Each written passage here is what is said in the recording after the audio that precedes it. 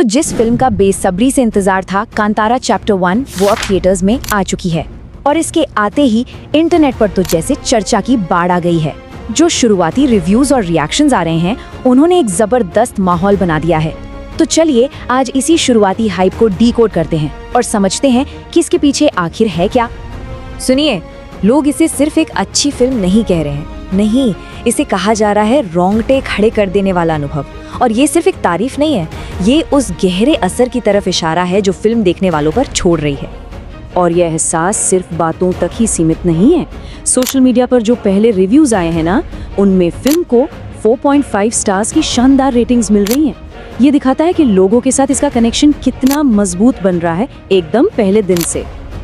तो इस पूरी बातचीत का सबसे पहला और सबसे जरूरी पॉइंट है इसका एक असाधारण अनुभव होना। चाहे कोई बड़ा फिल्म क्रिटिक हो या कोई आम दर्शक, हर कोई एक ही बात पर सहमत है कि ये फिल्म कुछ अलग है, कुछ खास है।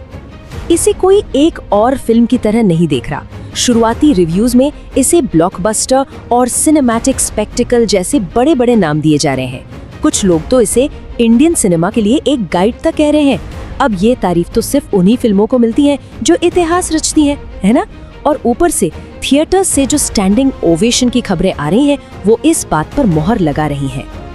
अब बात करते हैं उस इंसान की जो इस पूरे अनुभव के बिल्कुल सेंटर में है, ऋषभ शेट्टी। और उनके काम के लिए एक खास शब्द इस्तेमाल हो रहा है, चरम जुनून। लगभग हर रिव्यू, मतलब हर कोई ये मान रहा है कि ये ऋषभ शेट्टी की अब तक की सबसे बेस्ट परफॉर्मेंस है। कहा जा रहा है कि जब वो स्क्रीन पर होते हैं तो हर एक फ्रेम पर उनका कब्जा होता है पूरी तरह से। तो ये चरम जुनून या पीक मैडनेस आखिर है क्या? देखिए, ये सिर्फ एक फैंसी शब्द नहीं है। क्रिटिक्स इस शब्द का इस्तेमाल कर रहे हैं शेट्टी की एक्टिंग की उस जबरदस्त पावरफुल इंटेंसिटी को बताने के लिए जिसे भुलाया नहीं जा सकता। एक ऐसी एक्टिंग जो देखने वालों को हैरान कर देती है, थोड़ा सा झकझोर देती है।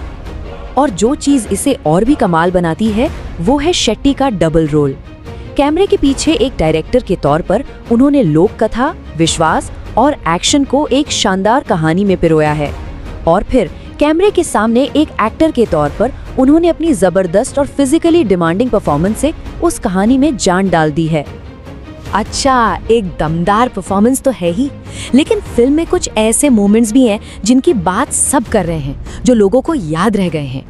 खास तौर पर 2 मोमेंट्स हैं जो सबका ध्यान खींच रहे हैं, फिल्म का क्लाइमैक्स और इंटरवल ब्लॉक।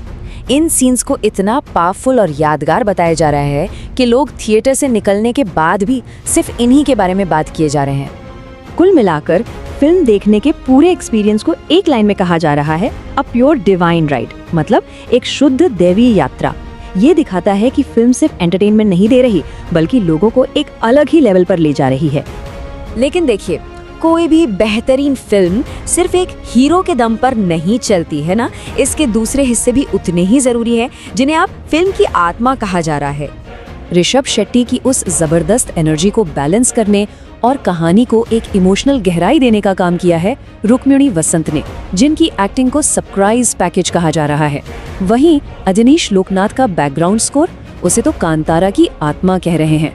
ऐसा लगता है जैसे उनके म्यूजिक ने फिल्म के हर सीन में जान फूंक दी है। तो ये सब सुनने के बाद एक सवाल तो मन में आता ही है, क्या कांतारा चैप्टर 1 बस एक फिल्म है, या फिर ये उससे कहीं बढ़कर कुछ और है? और इसी सवाल से हम आते हैं फिल्म के असर पर, उसके इम्पैक्ट पर।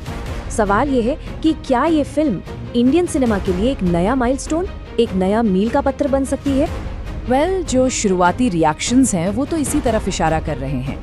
ये फिल्म कन्नड़ सिनेमा का दम दिखाती है कि वो वर्ल्ड क्लास कंटेंट बना सकते हैं। ऐसा लग रहा है कि ये ग्लोबल लेवल पर पहचान बनाने के लिए पूरी तरह तैयार है। और हाँ, ये इंडियन सिनेमा के फ्यूचर के लिए एक बहुत बड़ा टर्निंग पॉइंट साबित हो सकती है। तो आखिर में सवाल बस एक ही बचता है, जिस तरह की बातें हो रही हैं, जिस तरह की तारीफें हो रही हैं, क्या ऑडियंस इस दैवीय गाथा को एक्सपीरियंस करने के लिए वाकई तैयार है? खैर, इसका जवाब तो अब वक्त ही देगा।